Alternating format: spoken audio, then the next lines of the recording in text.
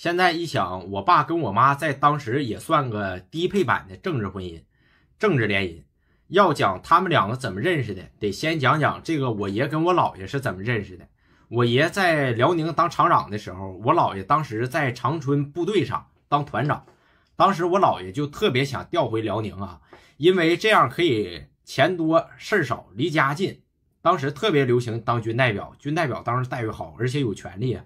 什么叫军代表？就是一个军工厂里面吧，得有这么一个军方的人。这个军方的人干啥呢？负责检验这个军工厂生产出这个军品，因为这个东西得合格的以后才能送到部队上啊，要不然这个容易出问题。在这个厂里能当军代表啊，当时大家都是挤破脑袋的。我姥爷特别想当，然后这个时候呢，有一个契机啊，就是当时两伊战争，我爷当厂长，然后生产出了不少军品啊。结果这好巧不巧，两伊战争结束了，这军品生产出来了，已经这没地方就没有地方销售了啊。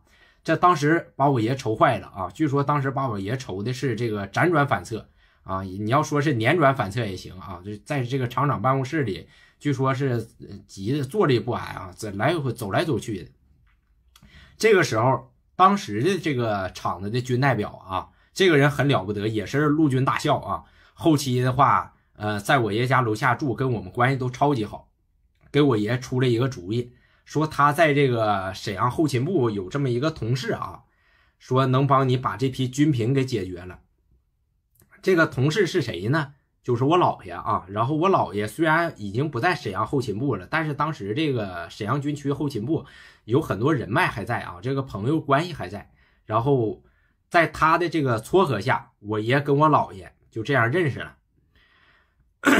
我爷就说啊，说这个我姥爷当时就特别想调到我爷这个厂子当这个军代表，然后我爷就说了，这个你来当军代表指定是没问题，但是最近这有一批生产出来的这个军品没有销路啊，这把我愁坏了，然后就忙活这事儿呢。如果这事要忙活完了吧，我就有时间帮你把这个人事关系给转过来。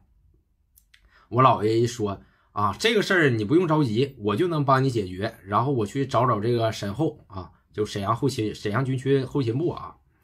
然后我姥爷真就把这个事儿解决了啊。然后后来大伙儿也都知道了，这个我姥爷就调到这个厂子里当这个军代表了啊。然后我姥爷负责这个军品的检验，我爷就负责军品的生产啊。当时两个人合作都特别默契，然后过年过节经常在一起这个喝酒吃饭啊。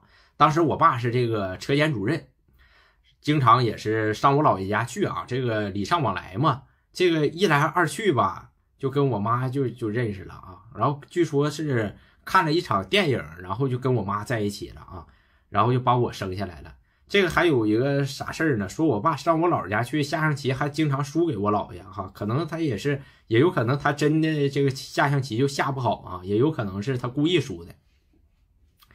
然后等过2天，我上我姥家去一趟啊，问我姥这个我姥爷把那批军品给弄到哪儿去了啊？